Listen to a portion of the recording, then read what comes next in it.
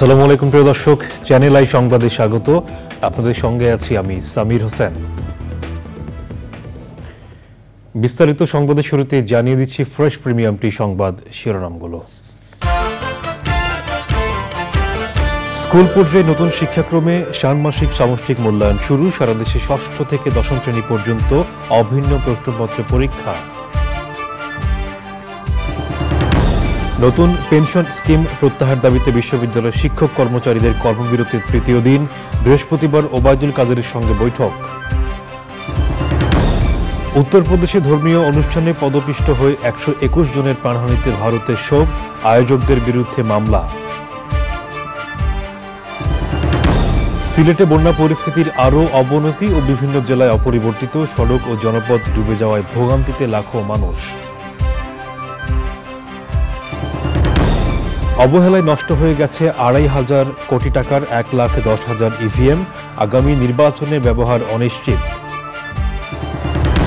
এবং ব্রিটেনের পার্লামেন্ট নির্বাচনে জনমত জরিপে এগিয়ে লেবার পার্টি, ভোটের লড়াইয়ে টিউলিপ সিদ্দিক সহ বাংলাদেশি বংশোদ্ভূত 34 প্রার্থী।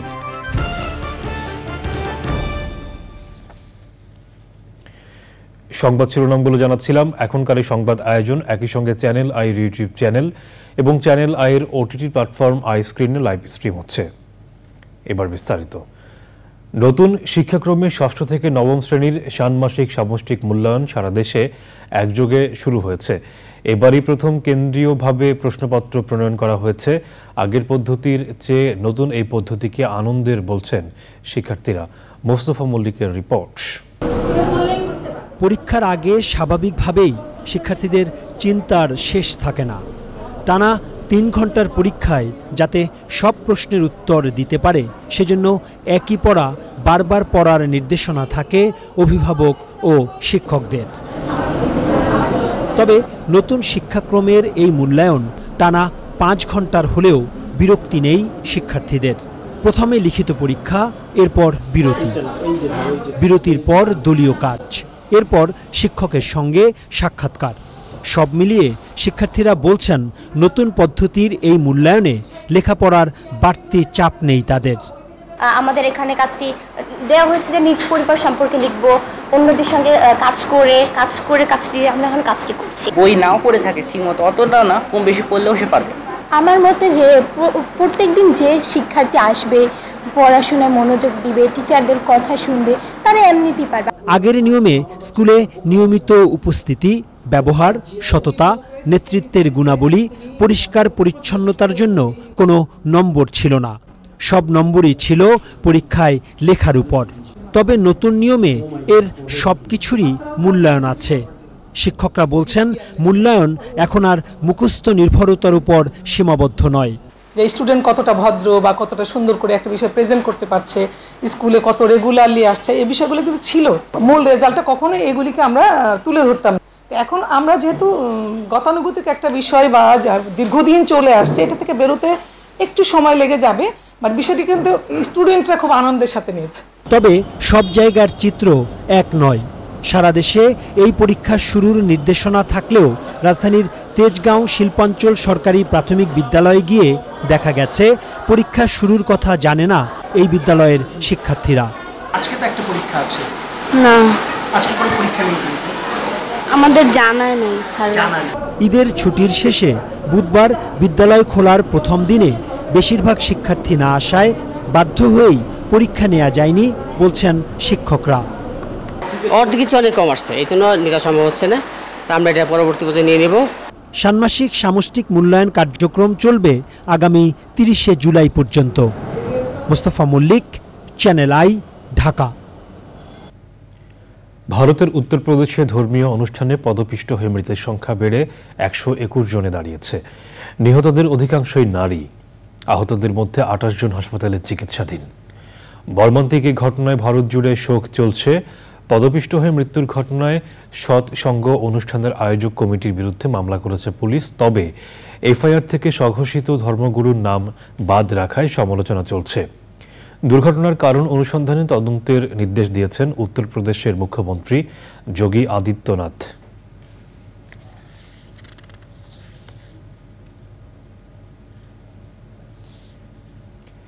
নির্বাচন কমিশনের যত্নের অভাবে 1.5 লাখ ইভিএম এর মধ্যে নষ্ট হয়ে গেছে 2,500 কোটি টাকার 1,10,000 ইভিএম। ইভিএম প্রকল্প প্রধান কর্নেল সৈয়দ রকিবুল হাসান বলছেন, প্রকল্পের মেয়াদ না বাড়ালে গচ্ছা যাবে রাষ্ট্রের প্রায় 4,000 কোটি টাকা। অনিশ্চিত হয়ে পড়বে আগামী নির্বাচনে ইভিএম এর ব্যবহার। সময় ইসলামের রিপোর্ট।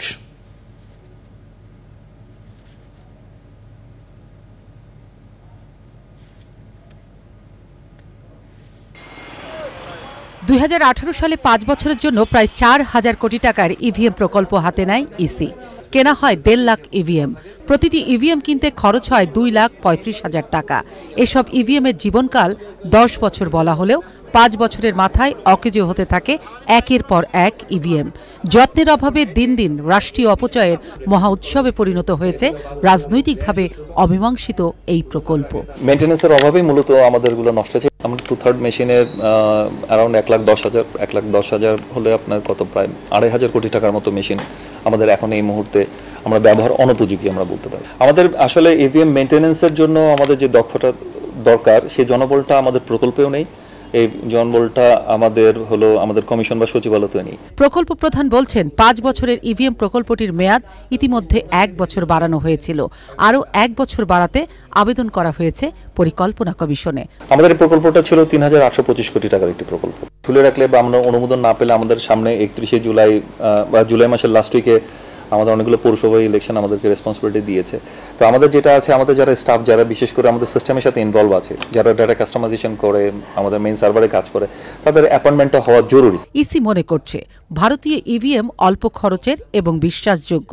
তবে প্রকল্প প্রধানের কথায় ভিন্ন সুর। তিনি বলছেন, ভারতীয় ইভিএমে একজনের ভোট আরেকজন দিতে পারে। ইন্ডিয়ান ইভিএম কে যদিও বলা হয় এটা ইভিএম, বাট ইন্ডিয়ান ইভিএমটা একটা কাউন্টিং মেশিন ছাড়া আর অন্য কিছুই না। আর ইন্ডিয়ান ইভিএম মেশিনের সাথে আমাদের মেশিনটার কম্পারিজন করা যায় না। আমাদের ইভিএম মেশিনটা যেটা ছিল আসলে তৈরি করা হয়েছিল এটাকে ভোটারকে উদ্দেশ্য করে, অর্থাৎ ভোটার ব্যতীত ভোট দেওয়া সম্ভব না। নতুন কোনো অর্থ বরাদ্দ নয়। প্রকল্প প্রধান মনে করেন, প্রকল্পের মেয়াদ আরও 1 বছর বাড়ালে প্রকল্পের বেঁচে যাওয়া 116 কোটি টাকা দিয়েই অচল ইভিএম সচল করা সহ কর্মকর্তাদের বেতন ভাতা দেয়া সম্ভব হবে। সোমা ইসলাম, চ্যানেল আই, ঢাকা। তৃতীয় দফায় বন্যায় সিলেটের বিভিন্ন নদীর পানি বিপদসীমার উপর দিয়ে প্রবাহিত হওয়ায় বন্যা পরিস্থিতির আরও অবনতি হয়েছে। এছাড়া মৌলভীবাজার, নেত্রকোনা, কুড়িগ্রামে বন্যা পরিস্থিতি অপরিবর্তিত রয়েছে। এসব এলাকার সড়ক ও জনপদ ডুবে যাওয়ায় ব্যাপক ভোগান্তিতে মানুষ। তবে 24 ঘন্টায় ভারী বৃষ্টিপাত না হওয়ায় কমেছে সুনামগঞ্জের নদ নদীর পানি। সারা দেশের বন্যা পরিস্থিতির খবর জানাচ্ছেন লায়লা নওশিন। তৃতীয় দফা বন্যায় আজ সিলেটের সুরমা ও কুশিয়ারা নদীর পানি 6টি পয়েন্টে বিপদসীমার উপর দিয়ে প্রবাহিত হচ্ছে। এর মধ্যে সুরমা নদীর পানি কানাইঘাট পয়েন্টে 87 সেন্টিমিটার, সিলেট পয়েন্টে 2 সেন্টিমিটার, কুশিয়ারার পানি আমলশীত পয়েন্টে 135 সেন্টিমিটার, শাওলা পয়েন্টে 43 সেন্টিমিটার, ফেন্সুগঞ্জ পয়েন্টে 98 সেন্টিমিটার, শেরপুর পয়েন্টে 20 সেন্টিমিটারের উপর দিয়ে প্রবাহিত হচ্ছে। জেলায় গত 24 ঘন্টায় মাত্র 25 মিলিমিটার বৃষ্টিপাত রেকর্ড করা হয়েছে। প্রবল বর্ষণ, পাহাড়ি ঢল এবং উজান থেকে নেমে আসা পানিতে মৌলভীবাজারের মনু, ধলাই, কুশিয়ারা ও জুড়ি নদীর পানি বিপদসীমার ওপর দিয়ে প্রবাহিত হচ্ছে। সকালে মৌলভীবাজার সদর উপজেলার শেরপুর এলাকায় কুশিয়ারা নদীর ভাঙন সৃষ্টি হওয়ায় নতুন নতুন এলাকা প্লাবিত হচ্ছে। গত 24 ঘন্টায় সুনামগঞ্জে ভারী বর্ষণ না হওয়ায় ও উজানে বৃষ্টিপাত কমে যাওয়ায় কমেছে নদ নদীর পানি। সুরমা, জাদুকাটা, বলাই ও পিয়াইন সহ অন্য নদীগুলোতে পানি প্রবাহ কমেছে। তবে সুরমা নদীর পানি 16 পয়েন্টে বিপদসীমার 15 সেন্টিমিটার উপর দিয়ে প্রবাহিত হচ্ছে। নেত্রকোনায় টানা বৃষ্টি আর পাহাড়ি ঢলের পানিতে জেলার প্রধান নদী উবধাখালী নদীর পানি বেড়ে বিপদসীমা ছাড়িয়ে 53 সেন্টিমিটারের উপর দিয়ে বইছে। এতে করে কলমাকান্দা উপজেলার 8টি ইউনিয়নের নিম্নাঞ্চলের লোকালয়ে পানি ঢুকেছে। 69টি প্রাথমিক বিদ্যালয়ের প্রাঙ্গণে পানি প্রবেশ করায় স্কুলগুলোতে লেখাপড়া ব্যাহত হচ্ছে। কুড়িগ্রামে বন্যা পরিস্থিতির অবনতি হয়েছে। প্লাবিত হয়েছে নাগেশ্বরী, রৌমারী সহ বিভিন্ন উপজেলার নদ নদী তীরবর্তী অঞ্চলের ঘরবাড়ি ও রাস্তাঘাট এবং ফসলের ক্ষেত। অন্তত 20,000 পরিবার পানিবন্দী হয়ে পড়েছে। Laila Nowshin, channel I. যুক্তরাজ্যের পার্লামেন্ট নির্বাচনে ভোট গ্রহণ আগামীকাল। বিভিন্ন জনমত জরিপ বলছে নির্বাচনে ঐতিহাসিক জনসমর্থন পেতে যাচ্ছে টিউলিপ সিদ্দিকীর লেবার পার্টি। টিউলিপ সহ বাংলাদেশি বংশোদ্ভূত 34 প্রার্থী অংশ নিচ্ছেন এই নির্বাচনে। তৃতীয় মেয়াদে নির্বাচিত হলে এবার ইতিহাস সৃষ্টি করবেন টিউলিপ। নির্বাচনের আগে বাংলাদেশ সম্পর্কে বিরোধী লেবার পার্টি নেতা স্যার কিয়ার স্টারমারের মন্তব্যে দ্বিধা বিভক্ত বাঙালি কমিউনিটি। যুক্তরাজ্যের বার্মিংহাম থেকে মিজান রেজা চৌধুরীর ভিডিও চিত্রে বিস্তারিত জানাচ্ছেন আব্দুল আহাদ সুমন। কনজারভেটিভ সরকারের 14 বছরের শাসন আমলে অনেকটা জনপ্রিয়তা হারিয়েছে বলে মনে করা হচ্ছে। বিভিন্ন জরিপ অনুযায়ী লেবার দল অনেকটা এগিয়ে, কিন্তু সদ্য লেবার লিডার স্যার কিয়ার স্টারমারের বাংলাদেশ নিয়ে নেতিবাচক মন্তব্যে উত্তপ্ত হয়ে উঠেছে ব্রিটেনের বাংলাদেশি কমিউনিটি।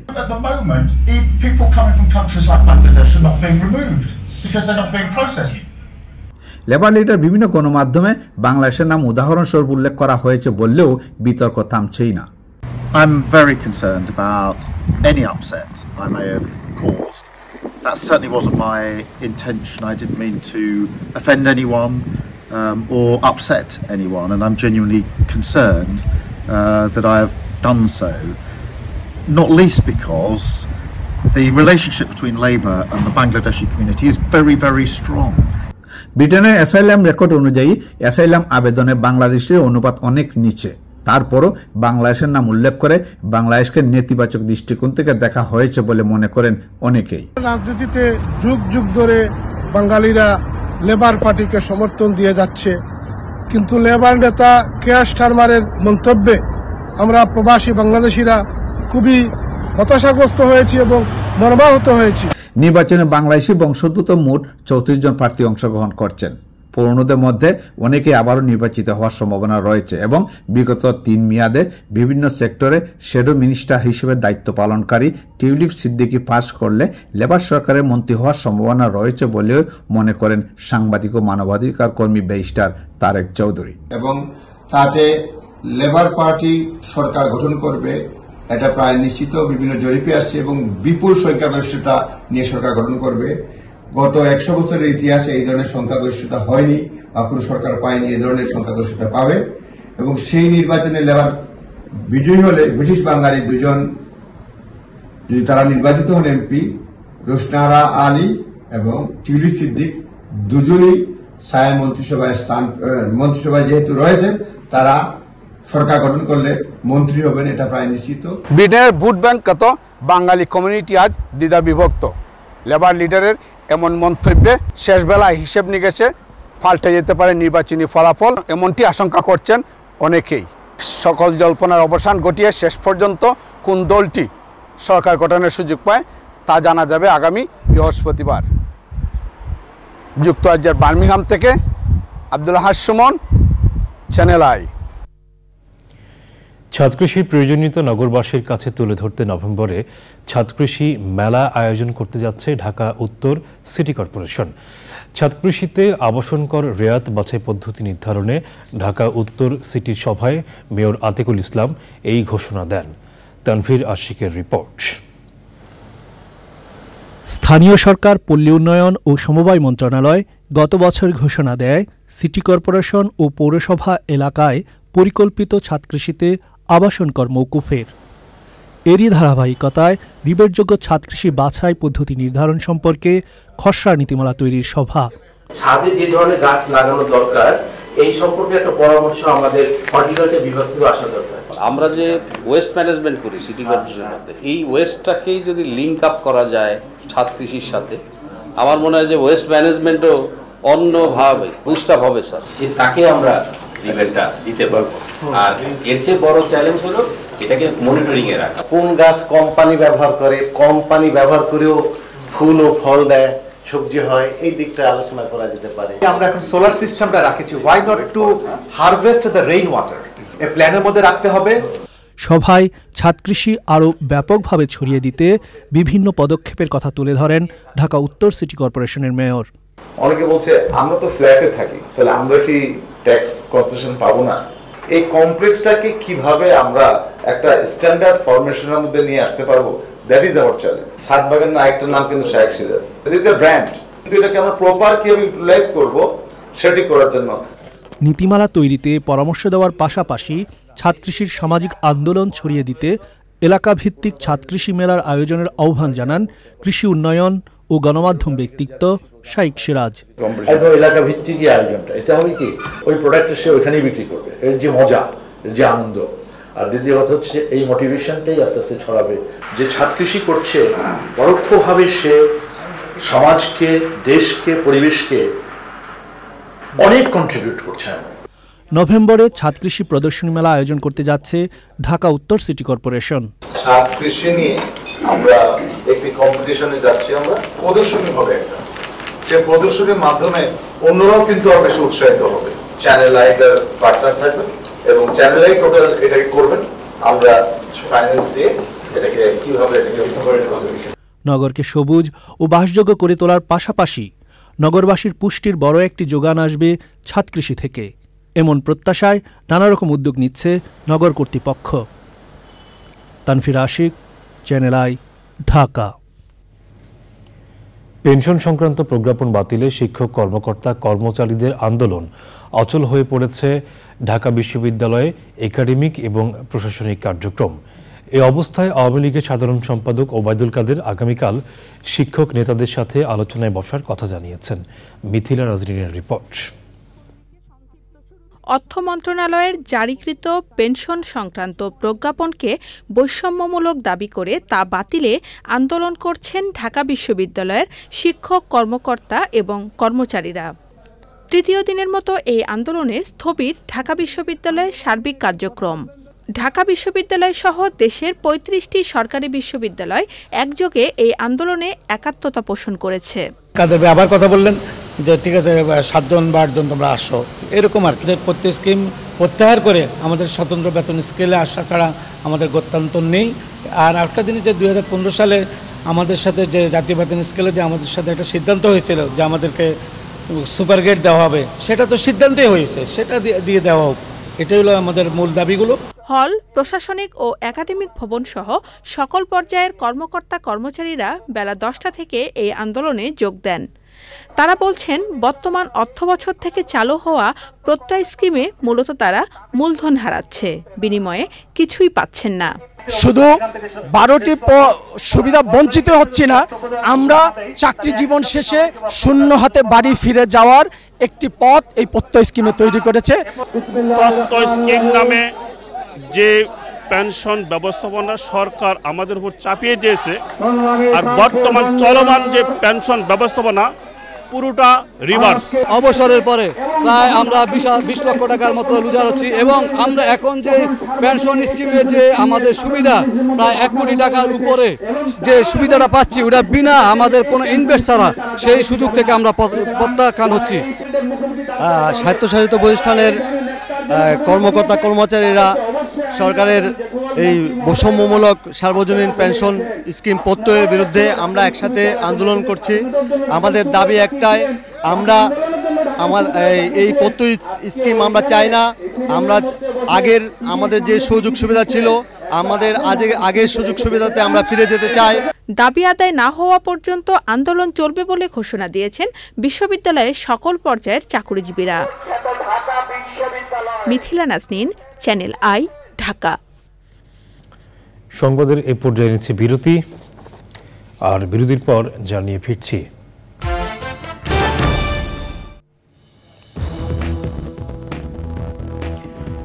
বিরতির পর আবারও আমন্ত্রণ। এবারে Joy banana fibre machine sale city সংবাদ।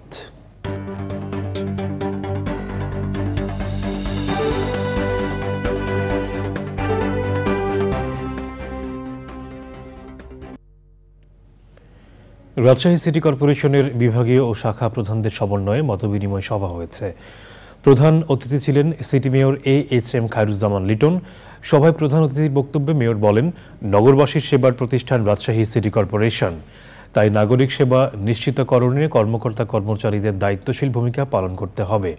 প্রধান নির্বাহী কর্মকর্তা ডাক্তার ABM শরীফ উদ্দিনের সভাপতিত্বে ও সচিব মোবারক হোসেনের সঞ্চালনে মতবিনিময় সভায় সরকারি সময়সূচি অনুযায়ী অফিসে উপস্থিত নিশ্চিতকরণ, মার্জিত পোশাক পরিধান, পরিচয়পত্র প্রদর্শন বিষয়ে বিস্তারিত আলোচনা করা হয়। নিটোল টাটা কৃষি সংবাদ।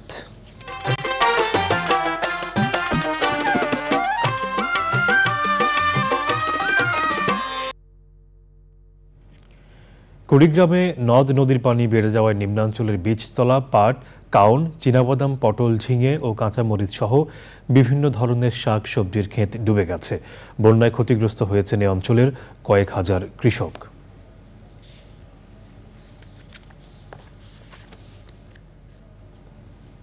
প্রকৃতি সংবাদ।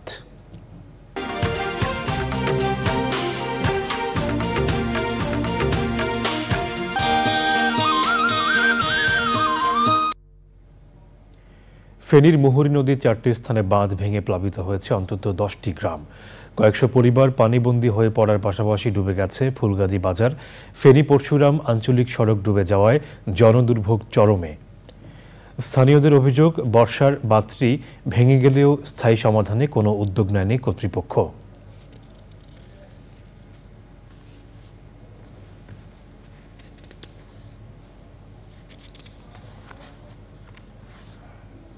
এবারে খেলার খবর।